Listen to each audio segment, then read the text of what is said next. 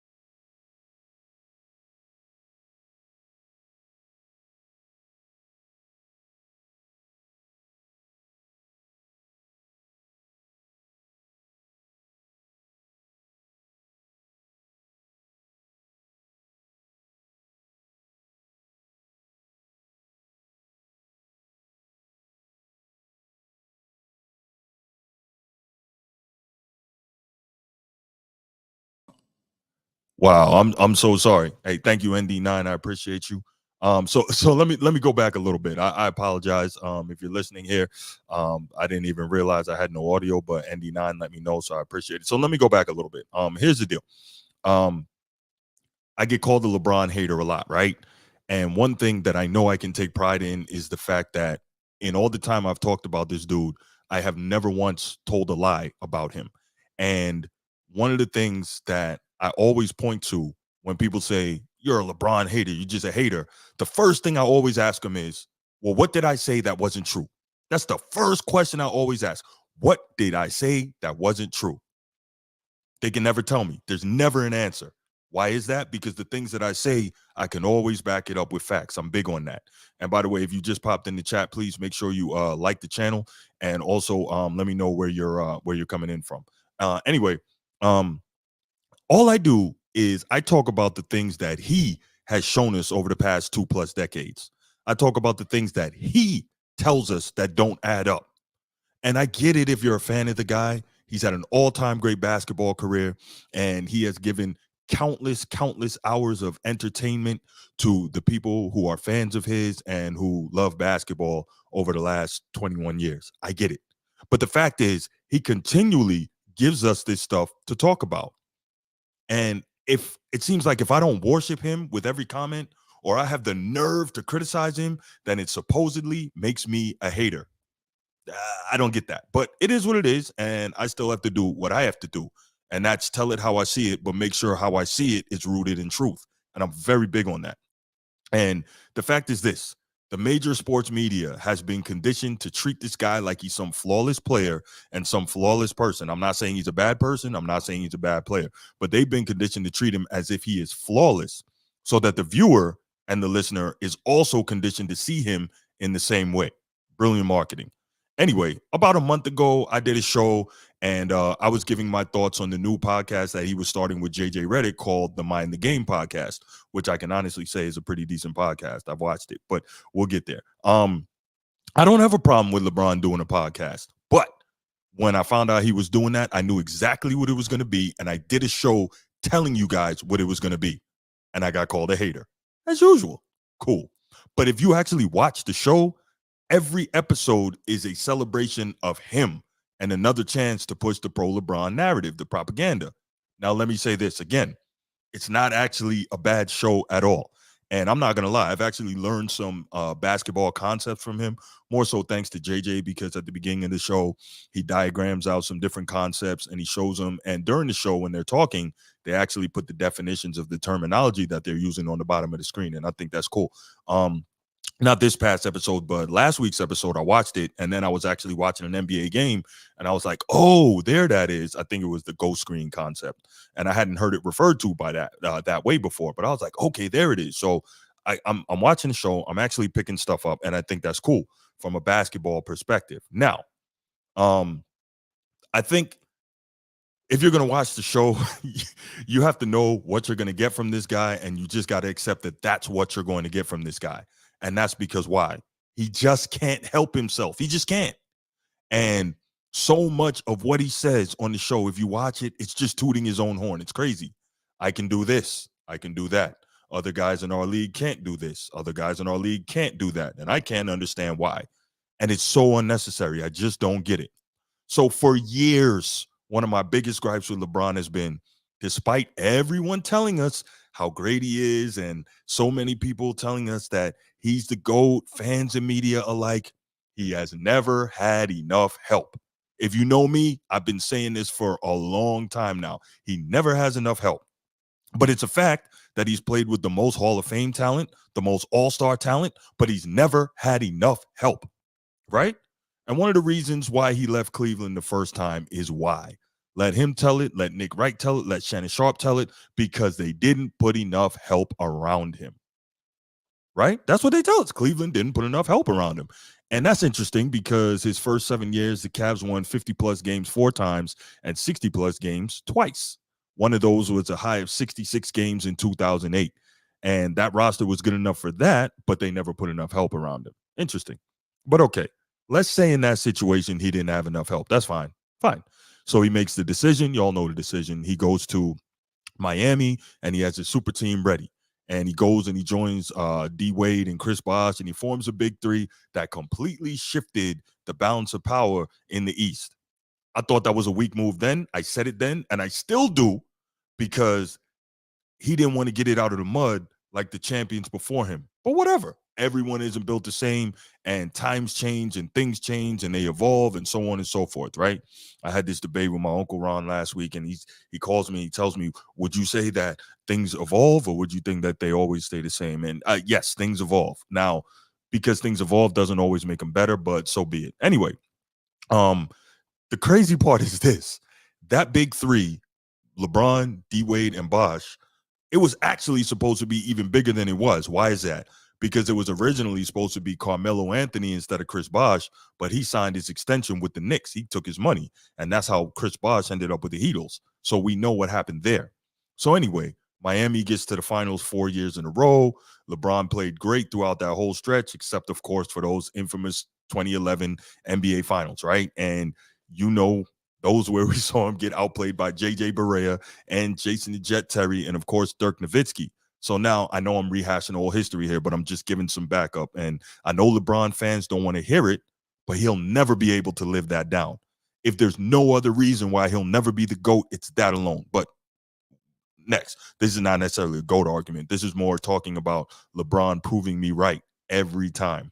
So remember what I said earlier in this show about his new podcast with JJ Redick being heavy on the LeBron propaganda, right? Remember that? Okay, cool. So LeBron set that Heatles team up, and it was crazy top heavy, but then he had the nerve to say this. Before we talk more spacing, I want to touch on one last thing with the Heat. And that is, I feel like in the NBA, the phrase super team or the term super team is a little bit of a misnomer, because you can have a big three, right? You still need 4 or 5 ancillary role players Absolutely. who star in their role and then complement the stars. No question about it. And it doesn't work. It doesn't work unless you have those guys. And you've lived it multiple times. I've lived it. I mean, obviously my first year in Miami, yeah, we had a big three. And everyone said it's a super team this, super team that. But we had to build our team around all minimum guys, which was still okay, but we didn't fill out the complimentary guys enough. Yeah, we had Rio, we had Udonis, but we didn't have enough as far as enough complimentary guys to actually make it all work. And we still made it to the finals. And we still probably should have won the finals, but I still give credit. Listen, it is what it is. You win and you lose, and we lost. There's no, Dallas was fucking good, and they hit a stride at the right time. Dirk was unbelievable. But my second year, we was able to grab some complimentary players and role players that really just, I'm talking about superstars in their roles. Yeah, so is this guy serious right now? Is he really? Who doesn't know that a team needs chemistry and needs role players filling their roles to win a championship? Every great team had that, and every great team knows that. But this goes back to, again, LeBron didn't want to do the hard work. He didn't want to do the heavy lifting. He didn't want to get it out of the mud. So he figures, okay, I'm just going to put these elite players together, and, I'm going to take the easy way to the chip. But when he was up there talking about not 1, not 2, not 3, all the way to 7, he wasn't thinking about that. All he was thinking about was trying to get to it the easy way, right? And so all he was thinking about was stacking the deck to avoid that struggle. And now he proves out of his own mouth what I've been saying for years. He never has enough help. But I'm a hater, right? Cool. Every time this guy loses, it's someone else's fault, and there's something missing. If you watch basketball, if you watch the NBA, if you listen to LeBron, this is not my opinion. This is what he tells us. So he's there, and he's agreeing with the same thing that's made me a hater all these years. Okay, next. So here's something that I had no idea about that totally shocked me when I found out. So Dwayne Wade has a podcast now. Everyone has a podcast, right? You're watching and listening to one right now. But he has a podcast now, and on one episode, he had Chris Paul as a guest.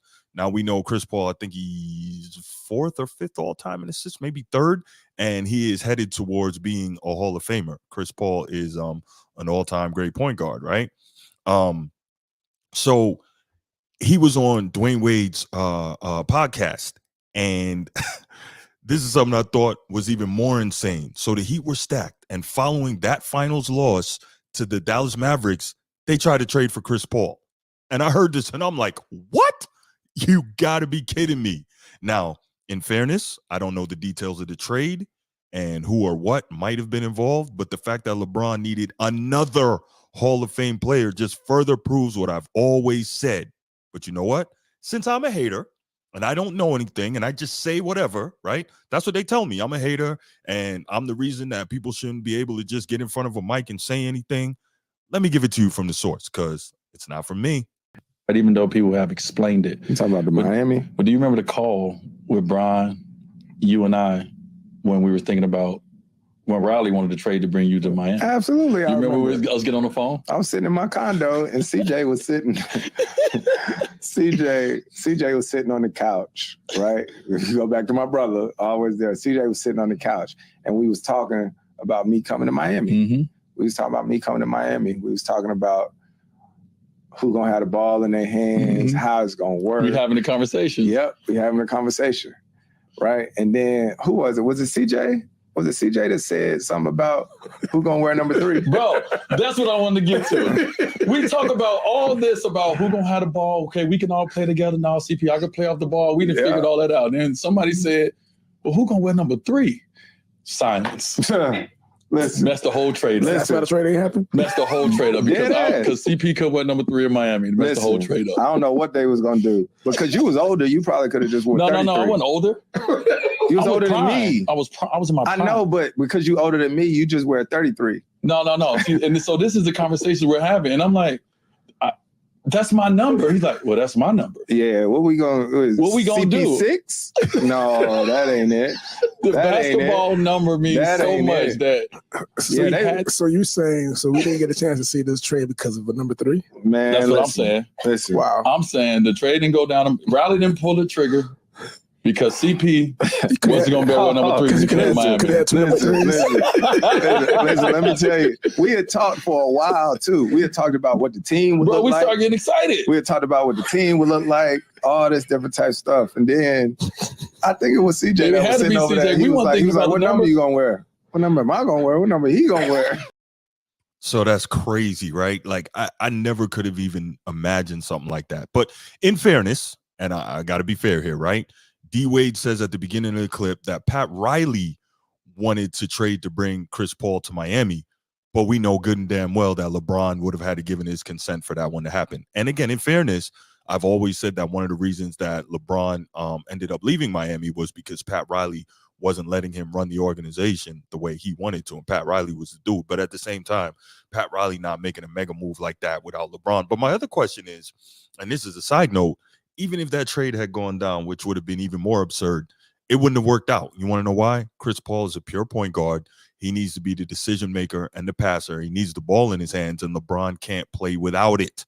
So it wouldn't have worked out, and then he would have got Chris Paul traded, and he would have, behind the scenes, done his passive-aggressive blaming of Chris Paul for the way it worked out.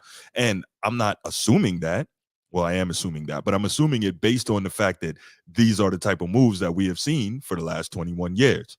But how can we call anyone the GOAT who makes moves like this? No one else in the GOAT discussion has ever behaved this way, and it's an absurd argument to make. But okay, that's cool. I bet the LeBron fans out there still saying, I don't know what I'm talking about. And the one thing I love about LeBron is if you wait long enough, he will always prove my point by either what he says or what he does. So where am I going with it this time? Another thing I've always said about LeBron is that he can only win under very specific circumstances. Why? Because his skill set as a basketball player is limited. I know. It sounds crazy, right? How can somebody who scored the most points ever in basketball history, not just the NBA, but basketball history, which is crazy, right? How can that person and being top 5 in assists have a limited skill set? Well, great question. Glad you asked. Because if you watched him play all these years, you can tell. He's taken a ton of his shots in the paint near the basket more than any other range. The assists, if you watch them, they happen a lot on drive and kick. And because of the way he plays, any big that plays with him has to sacrifice their game and learn to play another way. So I know. I'm just hating. I didn't play, so I don't know what I'm talking about, right? Yeah, I get it. Okay, cool. Yeah, I'm the reason that they shouldn't just give people a mic and let anybody talk, right? Okay, cool. But don't take it from me. Let's hear it from the guy himself. Spo is the reason why we were a better team and our team was more assembled properly. That summer, he went to Oregon and hung out with Chip Kelly. Oh, interesting. He when we lost to Dallas, he went to Oregon and hung out with Chip Kelly and learned the spread offense and tried to figure out if he could translate that to basketball. And don't know the super conversations that him and Chip had, but I know when he came back to us, he knew in order for us to reach our potential, one, I had to be fucking 10 times better than I was in that previous June finals. But Chris Bosh had to go to the 5. And CB being who he is, there was no pushback. There was no pushback. He knew in order for us to reach our potential that CB would have to go to the 5. And we had to spread, he had to start working on his corner 3 faithfully every day after practice. Corner 3 every day after practice. We're going to post you up. We're going to get you your elbow catches. The offense is going to run through you at times. But in order to bring, the Tyson Chandlers out of the paint, in order to bring the Roy Hibberts out of the paint, in order to bring Tim Duncan out of the paint at times, in order to bring Kevin Garnett out of the paint, you got to hit these corner 3s. You got to at least be a threat. And Spo knew it. He had that vision. Okay, so there he is again, right? Proving me right once more. Thank you, LeBron. So side note, you hear all of this, but yet this is the same dude who said that he would have had the same career had he never gone to Miami. He said that in November, even though he also told us that the reason he went to Miami, he also said this in November, was to win championships. What is going on? I got to say, I'm not that dumb. He thinks I am, but I'm not. But okay, we'll move on from there. So again, you see what I'm doing here. I'm saying what I have to say. I'm saying the same thing. I'm beating the same drum I've been beating for a long, long time, pretty much since this dude came into the league. But I'm backing it up with his own words. Okay. All right, cool. So you heard in this clip that he had to make Chris Bosh play completely differently in order to win. Because remember, when Chris Bosh was in Toronto, he was a post player. Even, he had mid-range and all that, but he wasn't hanging out shooting threes. He could, but he wasn't really doing that. And this is a guy that was averaging, I think, 24 and a half and 11 and a half, right? So if you're the GOAT, which so many people say LeBron is, why does everyone around you have to change what they do in order for you to have success? It doesn't add up. It doesn't get your calculators. It doesn't add up. So then we hear how he forced the bigs to basically be ineffective in their games so that he can have success. Let's listen to our final LeBron clip that again shows how LeBron James cannot play with big men and has to make them completely change everything for his success. We had this thing called the Mack truck lane. So from the block to the block. So say, for instance, we stand on the free throw line. Yeah. You got one block on one side, one block on that side. I can picture a basketball court, yeah. We do it for the viewers. I'm not questioning JJ's expertise. No, I know what you're saying. First day of training camp, we had that whole thing taped off. The bigs were not allowed to run in between the Mack truck lane.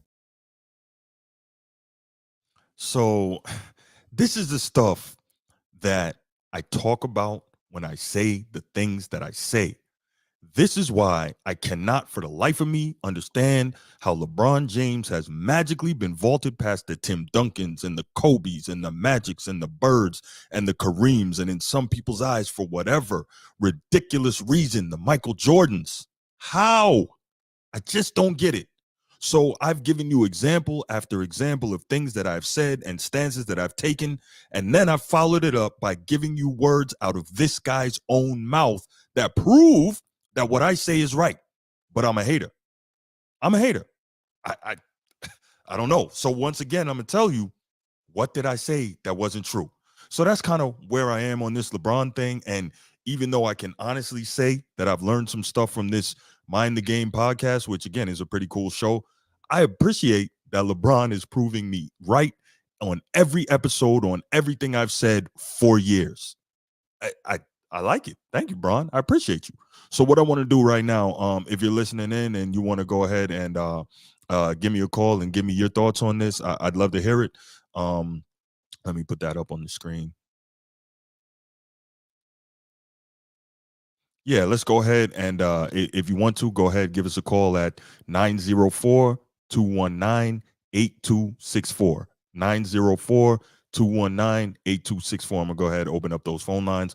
I'd love to hear from you. Tell me, am I a hater? Is what I'm saying true? Is LeBron verifying what I've said? Did Chris Paul and Dwayne Wade verify what I've said? Let me know. What am I missing here? How has LeBron James magically vaulted the Birds and the Magics and the Kobes and the Kareems and the Duncans and the Olajuwons and all these all-time great players, the Wilt Chamberlains and the Bill Russells? How has he managed to do that when all he's done is play with a limited skill set and duck competition? You tell me.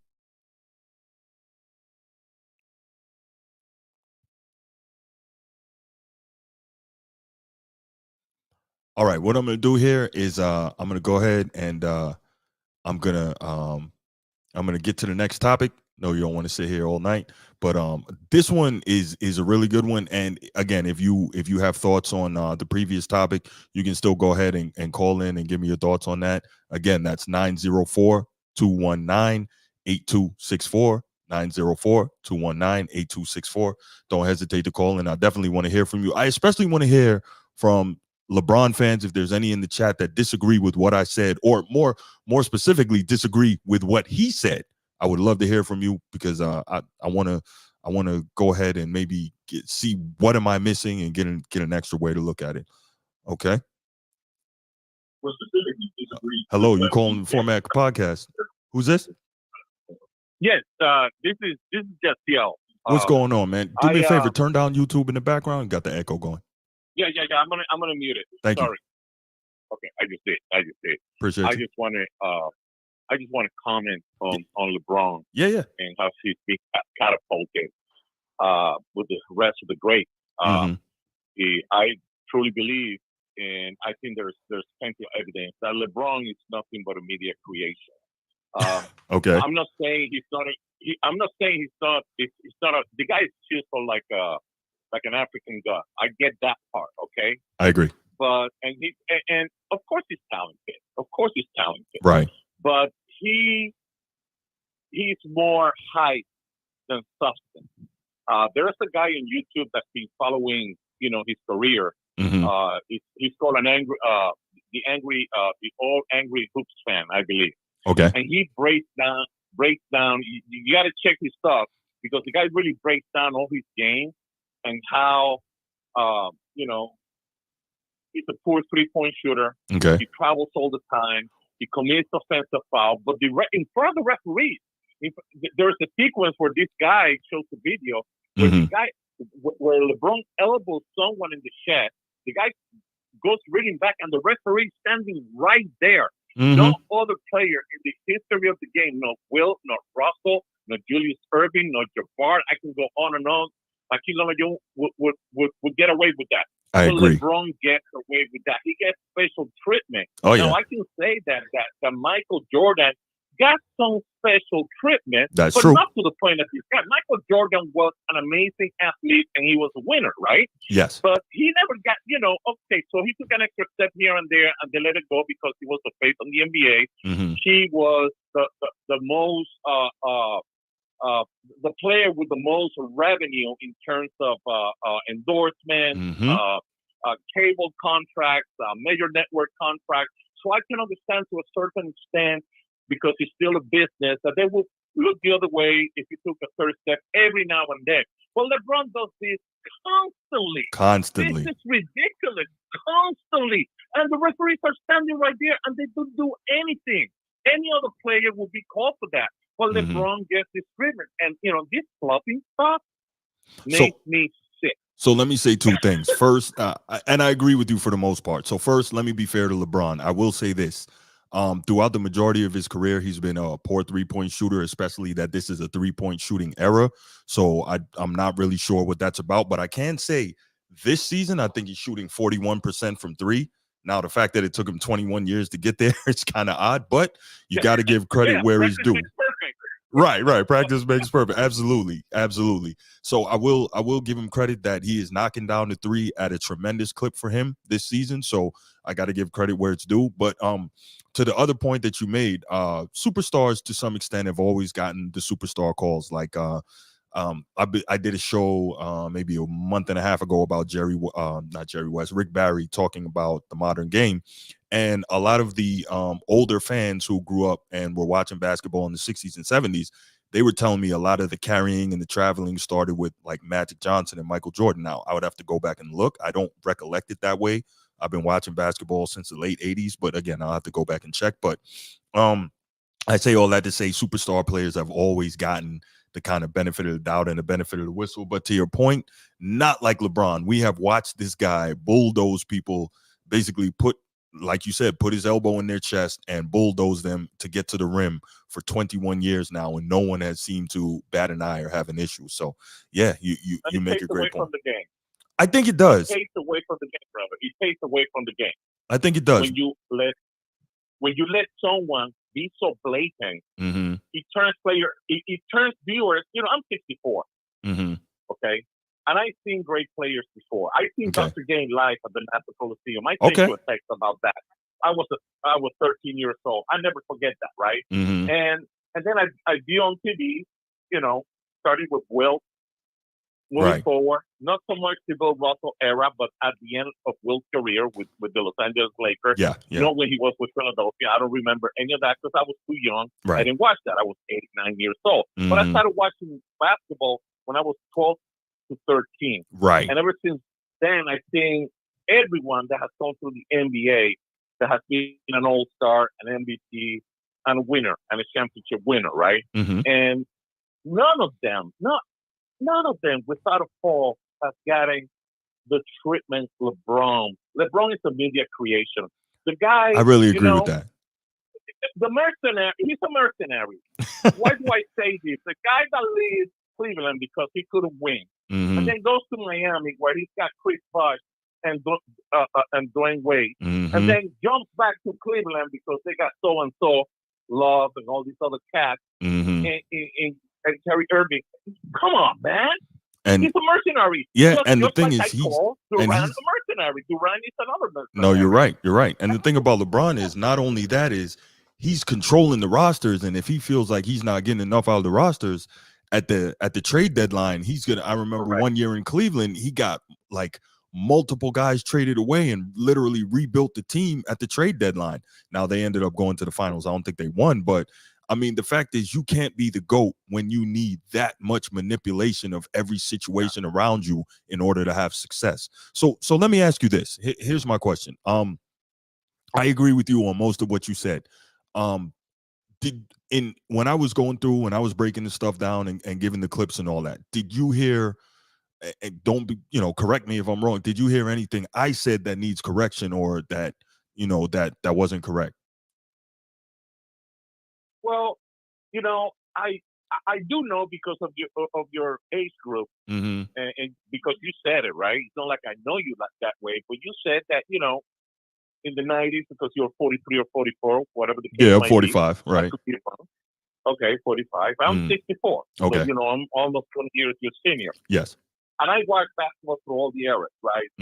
Excluding the last, I want to say, the last 5 years, I watched the Warriors because, I lived many years in Oakland, California. Okay. So that was the team that was there, right?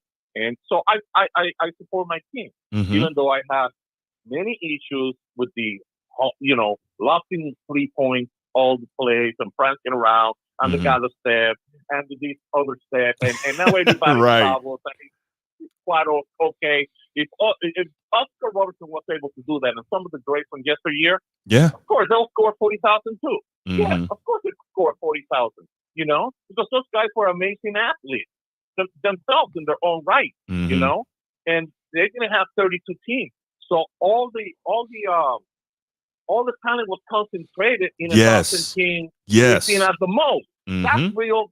That's solid talent. That is amazing, right? And then, of course, you span the league and it's double the size and everybody's locked in threes. You have a guy like Carmelo Anthony that never played defense in his damn life and he scored 28,000 points. Yeah.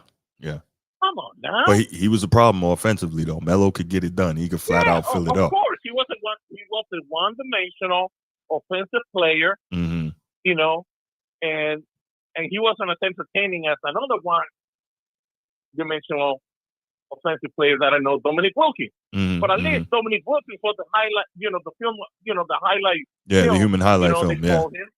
Yeah, because he was amazing. Yes. Offensively, you know, he played very little defense. He wasn't a strong rebounder, but he entertained. Yes. And I guess some other people, you know, each to its own, can say that Carmelo Anthony entertained.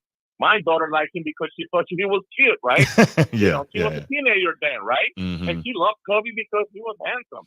You know, and I said, well, I like him because he's got basketball skills, but I get it. Yes. You're a young female and you're very, you know, impressionate. No, she's got a master's degree. She's a nurse. She gave me 2 grandkids and she moved on, you know.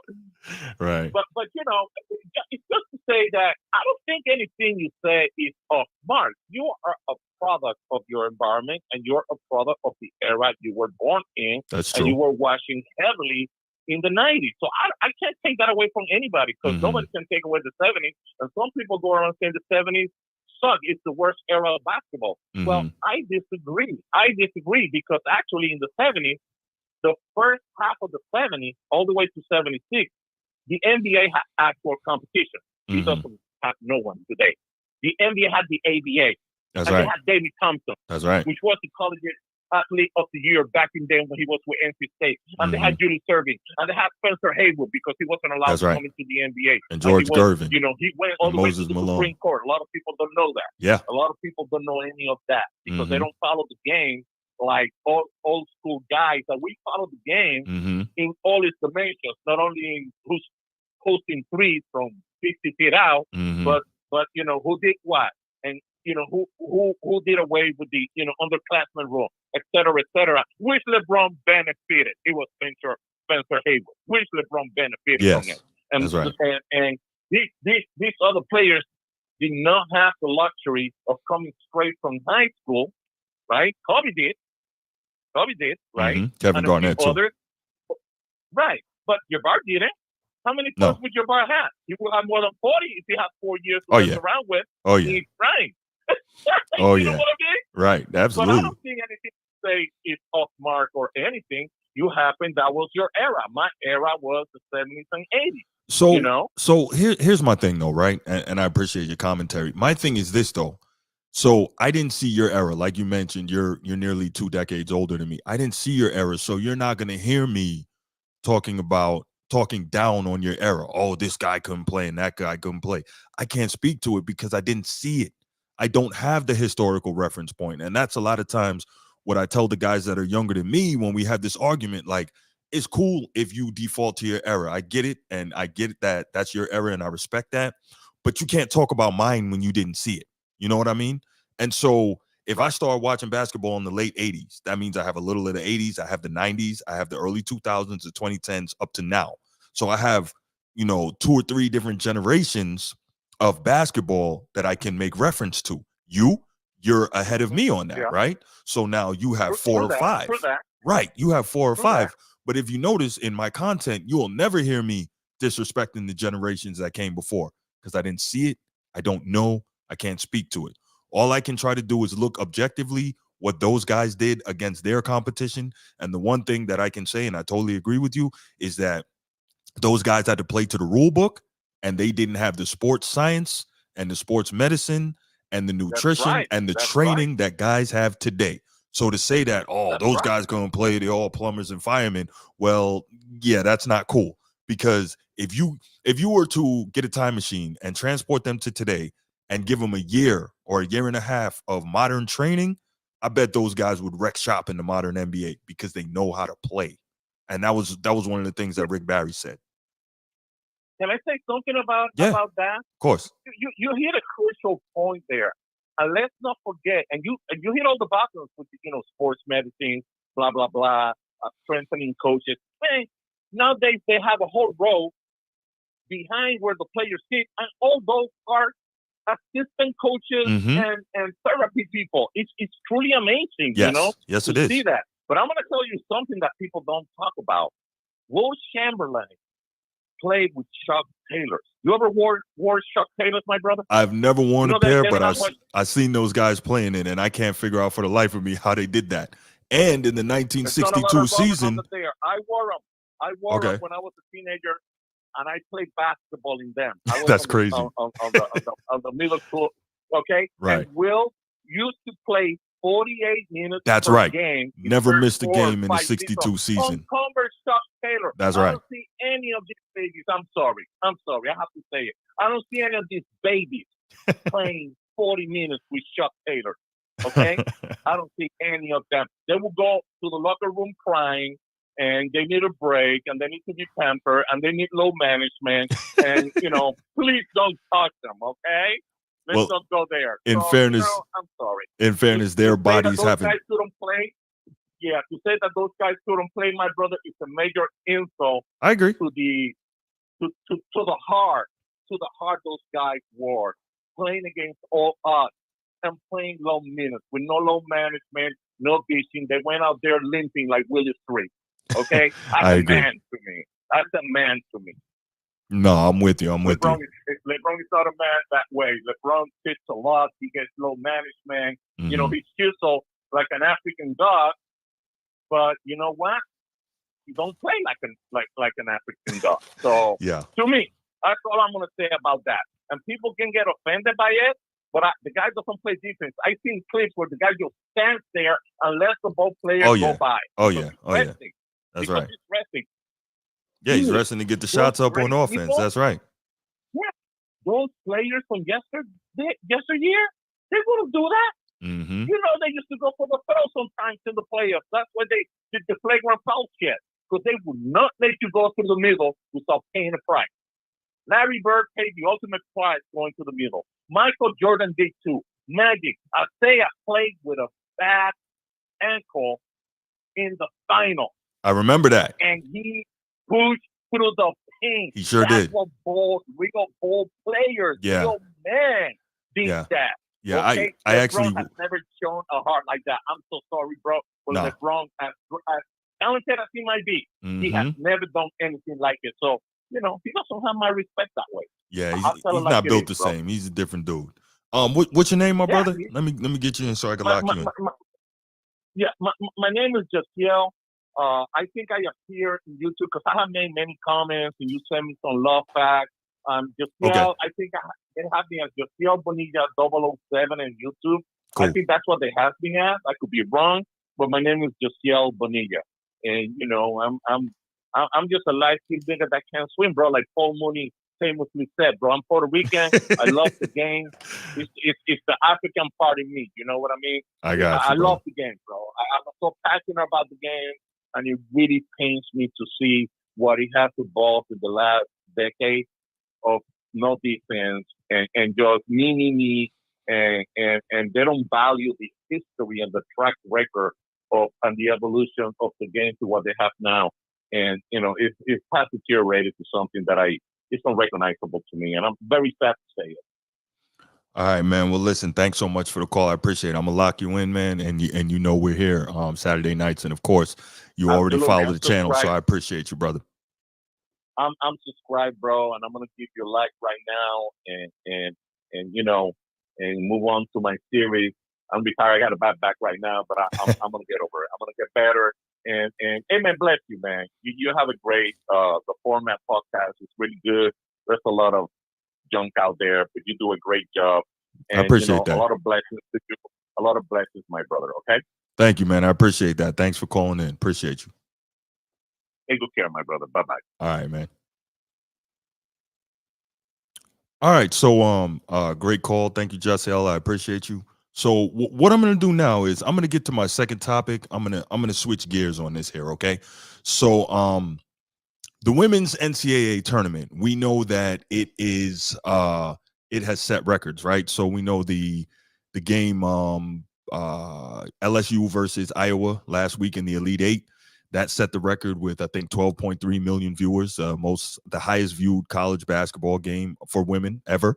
And now we saw UConn versus Iowa last night, Caitlin Clark versus Paige Beckers, and that broke the previous record and did over 14 million viewers, which is now the highest viewed, highest rated women's basketball game of all time. So the women's NCAA tournament Final Four is done, and we know that undefeated South Carolina Gamecocks, they're going to play the Iowa Hawkeyes in and arguably the greatest or best, I don't know, maybe not greatest, but the best women's college player ever in Caitlin Clark, and she's rewriting the record books and all that.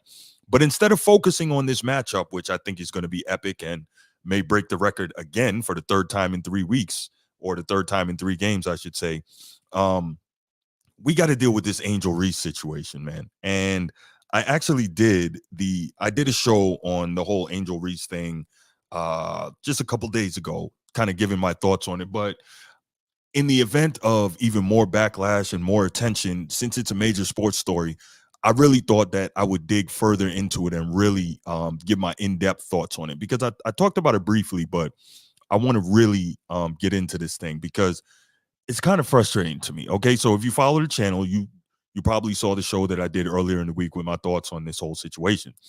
But it's time that I really elaborated. So the rundown is this, all right? Angel Reese, one of the best players in women's college basketball this past season. She since declared for the WNBA draft. I think she declared on Wednesday or Thursday. She's an outstanding college basketball player. She's been All-American multiple times.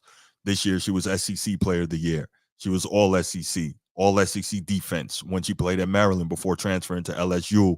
She was All Big Ten defense, All Big Ten. And of course, last season, 2023, Angel Reese was a national champion, okay? Outstanding. So last season, it's kind of where this whole thing begins. And at the end of the year last year in the national championship game, LSU beat Iowa and Caitlin Clark for the championship. And towards the end of that game, we saw Angel Reese kind of mocking Caitlin Clark, doing the whole John Cena, "you can't see me" gesture. And that's when the game was in hand. LSU was clearly going to win, and it was just about over. And then she taunted Caitlin Clark some more with the gesture pointing to her ring finger, saying, "Hey, we got the chip, we got the ring." And okay, cool. Me personally, I have no issue with any of that, right? You're the winner, talk your stuff. Even if you haven't won yet and the game is still in the balance, talk your stuff, but back it up. If your opponent doesn't want you to talk, that's fine too. But guess what the opponent has to do? They got to stop you. So no issue with any of that, right? Here's where it gets weird and the BS to me really starts, okay? Now, just hear me out on this. Some of y'all not going to like this, but that's fine. I mean, I got to say what I got to say. I got to tell the truth as I see it, and I can back up what I say. Okay, cool. So you heard a lot of people having issues with Angel Reese and her taunting, which, again, zero issue on this side. Cool. So the people who defended Angel Reese, they pushed back saying that, Caitlin Clark started it before with the "you can't see me" gesture against Louisville in the Final Four before they played LSU. And that would be cool, and that would make sense if that was actually the way it went down. Now, former LSU guard Haley Van Lith, she was on that Louisville team, and she actually clarified that whole "you can't see me" gesture thing.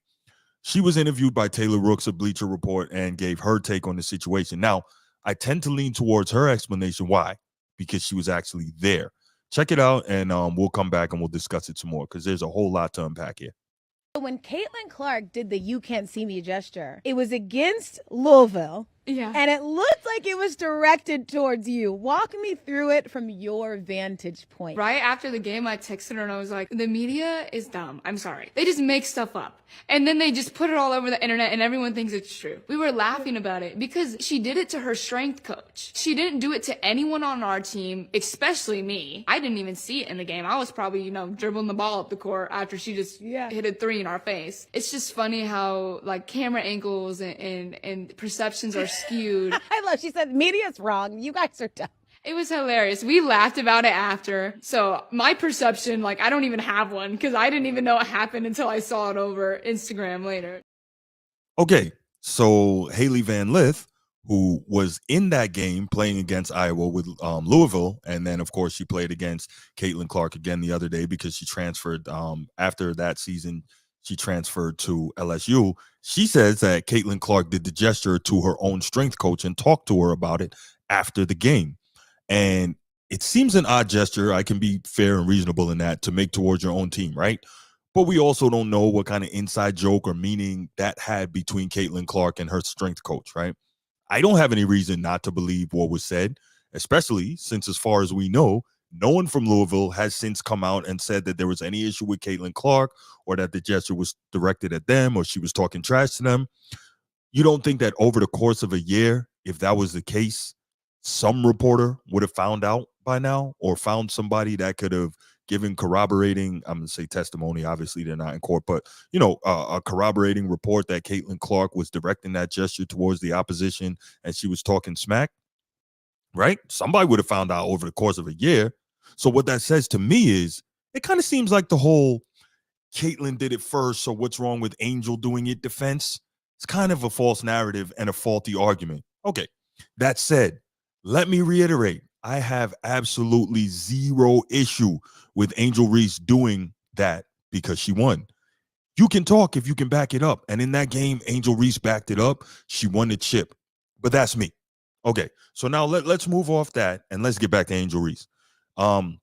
This year, she wins SEC Player of the Year. She wins SEC Defensive Player of the Year in the same season. She helps get her team to the Elite Eight of the tournament, has a rematch against Iowa, and goes down in defeat. Okay, cool. You can't win all of them, right? But she didn't fold in defeat. It's not like she played badly or she was a bum.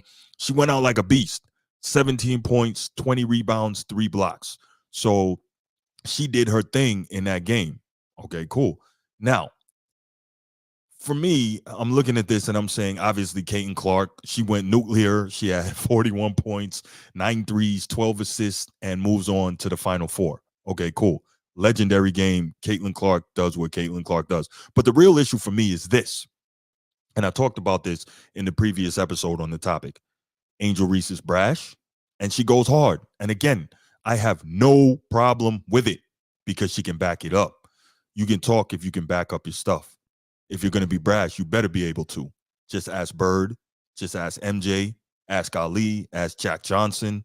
Those Pantheon-level athletes, they all talked. But after the game, and this is where it gets bad for me, in the post-game presser, Angel Reese cried and talked about how much she's gone through in the past year and how she's been sexualized and how she's had death threats. I did not like that. Why didn't I like that? Number one, because when she was winning, unless I'm wrong, we weren't hearing any of that. That's a problem for me. Number two, the timing was terrible. This is a woman who said that she was the villain. Out of her own mouth, she said she was a villain, and she was cool with that. They embraced the villain role. Does she think that being a villain does not come with vitriol? That doesn't make any sense. Do you really think that you can be the villain? You said you embraced being the villain. That's not going to come with vitriol? Okay. And I'm not saying it was right. I'm saying it comes with that. So the next day, that post-game press conference was a major point of discussion in the mainstream sports media. Instead of celebrating the winner of the game, Caitlin Clark, and one of the biggest stories in sports in America, period, we were stuck on this because how Angel Reese acted in losing. So let's listen up now to Fox Sport 1's Emmanuel Acho, who he received a lot of backlash, in my estimation, for no reason at all, and check out his comments on Angel Reese. Angel Reese, you can't beat a big bad wolf, but then kind of cry like Courage the Cowardly Dog. Because if you want to act grown, which she has, if you want to get paid like you grown, which you are, if you want to talk to grown folks like you grown, which you did post-game when you told a coach for an opposing team, watch your mouth. If you want to tell people get your money up, then post-game when you take an L, you just got to take it on the chin. Nobody mourns when the villain catches an L. And Angel Reese, you have self-proclaimed to be the villain. Shout out to you because you were the second best basketball player on the court and it was not close. Outside of Caitlin Clark, it was you. 17-20, dog. Showed up, biggest game, second biggest game of your career. Absolute dog. But you can't, under any circumstance, go to the podium and now try to ask for individuals to give you sympathy. No one has sympathy for the villain. You painted the bullseye on your back. Why are you surprised when people shoot at you? So if you want to act grown, if you want to pose grown, if you want to talk grown, if you want to talk to grown folks grown, then you got to take the L like you grown. Because what frustrated me is when you want to be the villain, but you want to hope for sympathy like a hero. No villains in any sports get that kind of sympathy. Whether it was Richard Sherman in his prime, whether it was Baker Mayfield in college, whether it was Steve Smith, whether it was Aqib Talib, whether it's Draymond Green, if you want to be the villain, you're going to have to take it like a villain. So the only thing I didn't like, because Angel Reese's performance, it was phenomenal. But post-game, when you go to the podium and now you want sympathy, where was sympathy for all of those who you exposed your villainness toward? So I love those comments by Acho. I love those. I thought they were well thought out. I thought they were in depth. And let's dig into them now. Not first, but I love that big bad wolf analogy that he made. You can't be the big bad wolf and then cry like Courage the Cowardly Dog. I thought that was so well said. I thought it was succinct, and I thought it hit the point. I loved it. And now let's look at this. There's something wrong with modern society. I talk about this all the time, mainly in reference to LeBron, but in general there is. Notice in that clip, Acho complimented Angel Reese multiple times. He complimented her multiple times. But because he also criticized her, legitimately, I might add, everyone is up in arms. We got to stop this mindset that if you don't worship someone, you're a hater and you did something wrong. It's absolutely absurd. Two things can be true. She could have had a great game. She could have beasted out, like Acho said, and it's a fact, she did. But he also felt the need to make commentary about how she approached that post-game presser. And everyone's getting on him for giving his opinion. But guess what? He's an opinionist. It's his job. He literally gets paid to sit up there and give his opinion. So let's go down the line. Angel Reese, number one, did say she was the villain. She said it more than once. She has embraced the villain role. She said that too. Now she doesn't like what's coming back. Okay, two, she is grown. She's 21 years old. And I will guarantee that if you tell her she's not, she will tell you to your face how grown she is. Okay. And I'm a big believer that, 21 years old, you can serve in the military. I've seen it. You can put your life on the line for this country. You could buy a drink, whatever. You could do all that 21 years old. So she's going to tell you she's grown. So we need to stop this, talking about she's young and making that an excuse. But we'll get to that later. Three, she's telling opposing coaches, watch your mouth. That's beyond trash talk. That's disrespectful. The opposing coach can't get between the lines and go at it with you. They can't battle with you where you can shut them up. So you telling them, watch your mouth, right? But that's cool. That's cool. All the people defending Angel Reese, that's cool. Okay, cool. Watch your mouth. All right. He mentions if you want to pose grown, but he didn't get into it. And the reason he said that is because of her comments about being sexualized. Now, let me be clear. No one deserves to receive degenerate, sexually disgusting comments or AI or whatever sent their way. Period. There's no excuse for that. However, let me also say two things can be true. A woman has the right to dress how she wants, pose how she wants to pose. She's done a number of bikini shoots and fashion shoots, and I think she did Sports Illustrated swimsuit issue and all that. And that's great. I'm sure she was handsomely compensated for that. She's a high-level athlete. She takes care of her body, all that. But it doesn't make a whole lot of sense to me that you put yourself out there in a way that makes it easy for you to be, quote-unquote, sexualized. She may have even sexualized herself, but you get upset when the attention that you want doesn't come back, okay? I'm sorry, correction. The attention that you don't want comes back. So you're out there in a certain way, which you certainly have the right to be. Again, you're a grown woman, right? You got the right to pose how you want to pose, and do all that. But you can't get upset when the wrong type of attention comes back. I never understood people do things and then they're upset at the repercussion. I don't get it. So here's another Fox Sports 1 personality, NFL veteran LaShawn Shady McCoy, making his comments on the Angel Reese thing, and this was on the same episode. He actually spoke immediately following Acho, but I wanted to respond to what Acho had to say, and now I'm gonna play what Shady McCoy had to say, and then we'll get to that. She is young. She's a young girl, and she's growing to her adult age, so I get that. But this is a lesson, though, because you can't beat on your chest. You the villain. You the big bad wolf, right? Like you've been doing.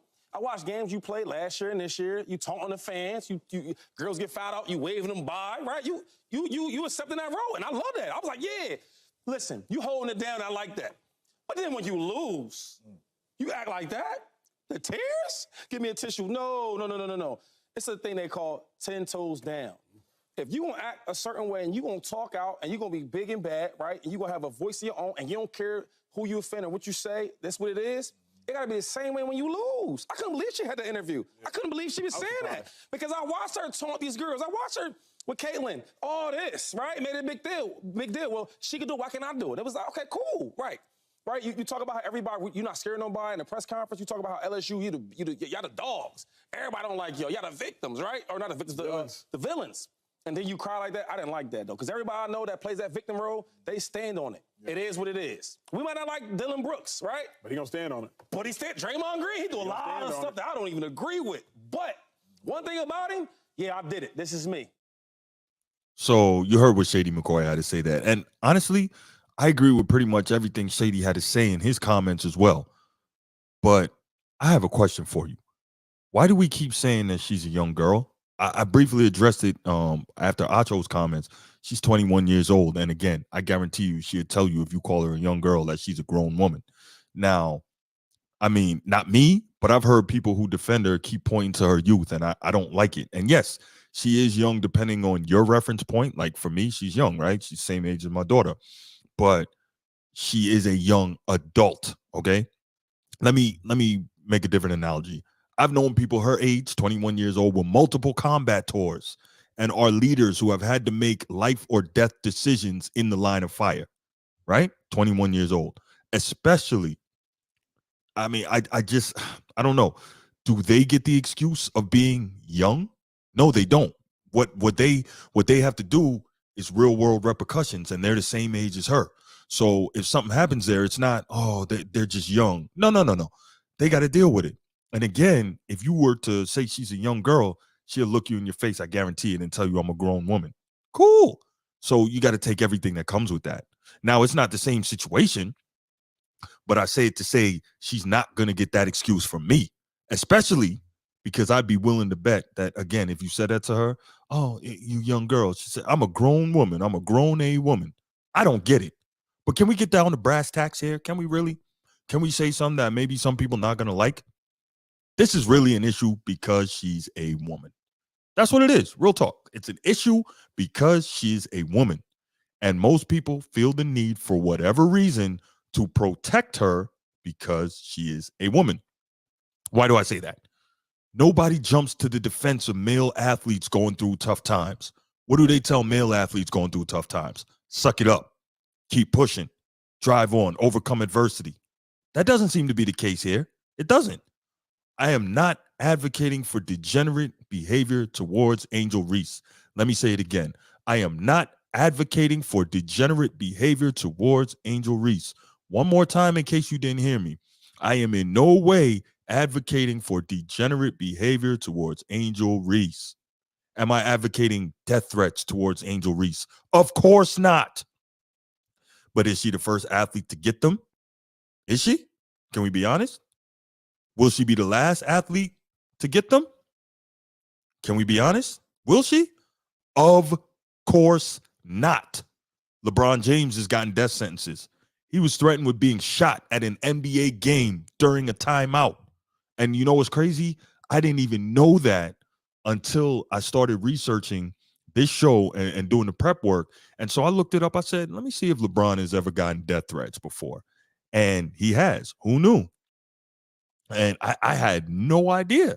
That's crazy, right? So, yeah, I mean, he was literally threatened with being shot at an NBA game. The person said that they're going to sneak a pistol and showed a picture of the pistol. I think it was on X back when it was Twitter. Showed a picture of the pistol and said they're going to sneak it into the arena and shoot him during a timeout in the head. Now, obviously, the account got deleted, blah, blah, blah. But anyway, the point is, that's a pretty graphic and pretty specific death threat, is it not? And they said what game they were going to try it at. Okay. So I found out about that. Muhammad Ali took a stance against the Vietnam War, didn't want to go fight because, you know, he had his religious convictions and his convictions as a man, said, I'm not going to do it. And he got death threats. Hammer and Hank Aaron, the baseball giant, he got death threats. And all he was doing was playing the game. And he was on pace to break Babe Ruth's record. And the closer it got, the more death threats he got from racist people who didn't want to see a black player break the Babe's record. Okay. The great Bill Russell, he got them in Boston, all the while winning championship after championship after championship for them. People breaking in his house, destroying his stuff, defecating and wiping it on the walls and on his bed. All of that in Boston. Death threats, all of that. Meanwhile, he's winning 11 championships in 13 years for these people. And he got death threats. Jackie Robinson got death threats simply for integrating baseball. Jack Johnson got death threats because he was seen with white women and he married white women. That was a much more dangerous time. That was a situation where obviously you could literally be hung from trees and strung up for being a black man who was ostentatious enough to be publicly seen with white women, furthermore, to marry one or two. I think maybe he had a couple of white wives. But the point is, he got the death threats. Are we getting the point here? But somehow it's different because Angel Reese, this athlete, is a young woman. Now, do we feel some sort of natural human need to protect women? If so, that's fine. I feel a need to protect my wife and my daughter and my mother and my sister, as I should. But if that's the argument, just say so. Don't try to come up with some BS reasons why Angel Reese is not deserving of whatever may come her way. And again, I'm not saying she's deserving. That was the wrong word. I'm not saying she's deserving of what's coming her way, but I think she needs to understand that with embracing villainy and saying you're the villain and playing a certain way and doing certain things, that's just part of the deal. It's just part of the deal. You could be the nicest person. You could be, you know, whoever it is. But if you go and you work out somebody's favorite team, they might go nuts because fan is short for fanatic and threaten you with death. I mean, these things happen. It's crazy, right? I just talked about Hank Aaron, one of the nicest guys. But all he was doing was going out there and playing baseball, and he was going to break a long-held record, and he got the death threats. Okay, cool. But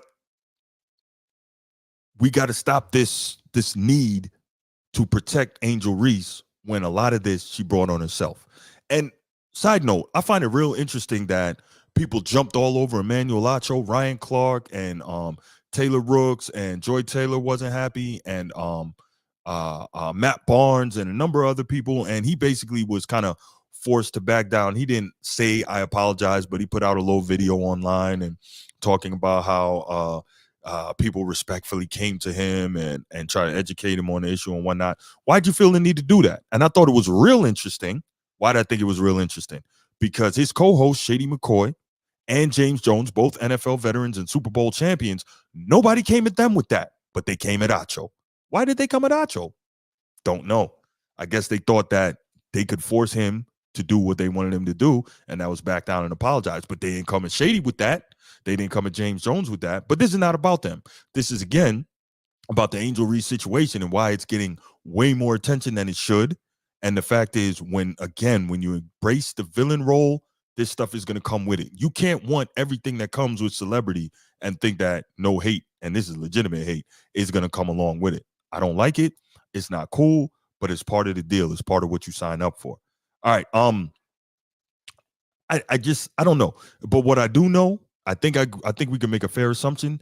Had she won that game and had LSU won that game, we wouldn't have been hearing any of that stuff from her. That's why I said I was so bothered by the timing of it.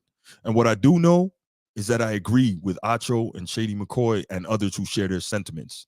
What I do know is that I in no way, let me repeat, I in no way advocate for death threats against her. I in no way advocate for any degenerate sexual harassment or anything of the sort against her. But what I also know is that if you admittedly want to be the villain, and if you want to be the tough guy, and you want to get the money, and you want to get the attention, You have to be ready for what might come with that. All right. What I want to do now is I'm gonna put the number up. If there's anybody who wants to call in and give their thoughts on what I had to say about that. I know maybe somebody is not too happy about it, but it is what it is. I think I told the truth on it, but if somebody disagrees, feel free to call in 904-219-8264, 904-219-8264. Go ahead, give us a call, and this will be the last topic of the night, and we're going to open up the phone line. So give us a call, and let's hear what we got to say, and if not, that'll be it.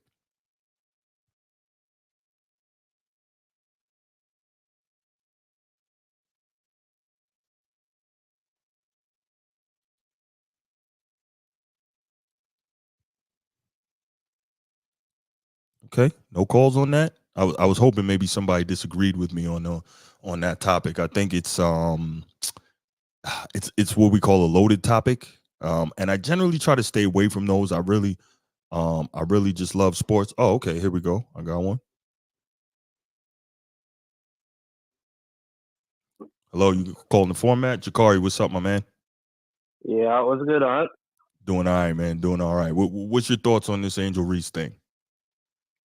I think most of all your points were valid. I think and you briefly touched on it as it being kind of a newer issue of kind of coddling today's athletes. And I think as a competitor, right? Like at that level, I don't get how you can kind of act that way, you know, keeping in mind all the things you said in the past. Like kind of just pride. Like, how do you not have the pride behind it that, like, you know, I'm gonna just take this L. And I mean, I don't know if she has one more year left of eligibility or not. But she had the year, but she declared for the WNBA draft, so she's heading out. Right. So okay, then I'll see you in the WNBA, and I'll come give you this work. Like, that's right. That's just what it would have to be. Like, I don't get why now you want to cry after you take the L. Like you said, if she got the win, we would never heard of this. You know? That's right. That's right. So it probably would have been more of the antics. And I don't really have a problem with the crying, right? We saw when Joel Embiid lost in the playoffs, we saw him cry. When Michael Jordan lost in the playoffs, we know that he cried on the bus with his father. We know that. We know Isaiah Thomas saying that when he lost in the finals in 1988 to the Lakers, after that heroic performance in Game 6, he didn't want to. I think he said he wore his uniform for like 3 days, didn't shower, and he just cried. In 87. That's different though, huh? No. I'm with you. She's kind of crying for sympathy to the media. Right, you know? right. So Joel Embiid, you could tell that was really like you could tell he didn't want the camera. Yeah. And it wasn't for sympathy. It was, you know, he was hurt that he gave it all, and that one shot did him in. Yeah, I'm with you. Exactly. I mean, she's going to be an NCAA historic athlete. Like, I agree. You didn't get the win, but like at the end of the day, your name is stamped in history. That's right. You know, you were kind of the biggest name in sports for a big minute. I feel like. So, like I said, I'll see you in the WNBA. That's right. And you can come get that work in. Right. I mean, how I look at that is, and again, nobody's saying that she doesn't have the right to be upset. I just think two things. It was the timing right after a loss. That was terrible. If she had waited a week or two and then, you know, sat down and had this, right. Exactly. But to your point, it looked like she was begging for sympathy after the loss, and that doesn't look good. So there's that. There's the fake narratives put out about, well, Caitlin Clark did it first, but then you heard her own teammate, Angel Reese's own teammate, Haley Van Lith. She took care of that narrative, so we know that's not the case. And it's just, I don't know. It's problematic for me. And then, of course, we see everybody coming at Acho, and they not coming at Shady and James Jones the same way. I'm like, yeah, that's real interesting. Go ahead. Well, I think like take Patrick Beverly is the best example of this. That man will yap day and night, right, about what he believes, but you'll never see him crying to the media for sympathy after he take a loss in the first round or something. That's right. That man will keep yapping. he'll say, "Go ahead and look at my stats if you think I'm soft or whatever." You know what I mean? And same thing with Draymond. That man will double down on anything he's done. Yeah, and we heard Shady McCoy say that in the clip. Absolutely, you know, exactly. he's going to be him. And the funny thing is, Angel Reese says, "Well, I'm going to be unapologetic. I'm going to be me." But you're out there complaining about what being you brings you. So which is it? Yeah, you can't go both ways. I don't think you can. Not in sports, I feel like. No, I don't think you can either. And again, I think there's going to be a lot of people who are going to say, "Oh, you're advocating for Angel Reese to get death threats and you're advocating for her to be sexualized." And notice I said it over and over again. In no way am I advocating for that.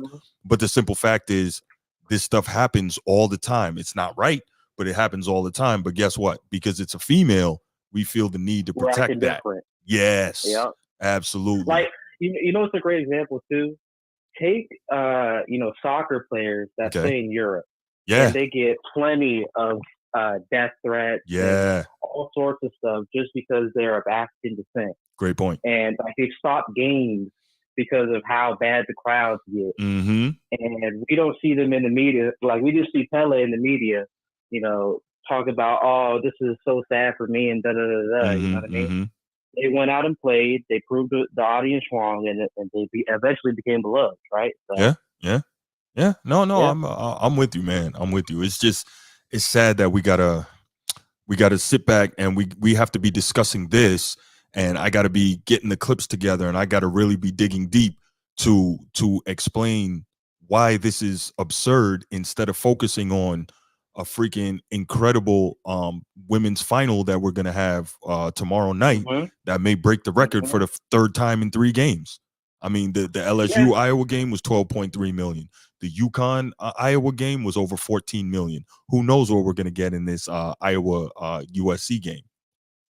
Exactly, and also furthermore, I think this kind of harms women in sports. No, if we're meant to kind of treat men and women equally, which, you know, I think we should. I agree. Why are we kind of having this, like, you know what I mean? Like, because look, I'm gonna keep it 100 here, and I know some people aren't gonna like this. Women want to be treated equal, but they don't want everything that comes with that. That just is what it is. And we see it in life. We see it in sports. I mean, that is what it is. We're seeing it right here with the Angel Reese thing. I'm not going to get any deeper than that, but, you know, there's a lot that comes with being treated equally.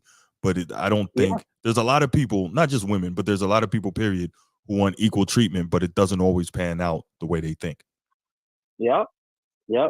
I mean, we don't talk about how LeBron will whine after getting cooked in the finals by the what was that, the 2016 Warriors. Like, we didn't talk about that. Right. No doubt. And that's crazy. I never knew about the death threat that he got when the person actually put a picture of the pistol on Twitter and said that they were going to game X and they were going to shoot him in the head on TV crazy. During a timeout. That's actually, I never even heard that. That's crazy. But think about that. We never heard that, right? We never heard that. See? Yeah, that's wild. That's exactly the point, though, right? So, you know, it is what it is, man.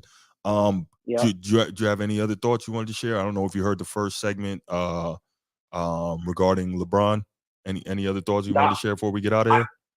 I came in late. I know you probably said some shenanigans, but I'll check it out. I'll check it out. The whole YouTube video. Yeah, check out the playback and give me your thoughts on it. Definitely waiting to hear from you on that.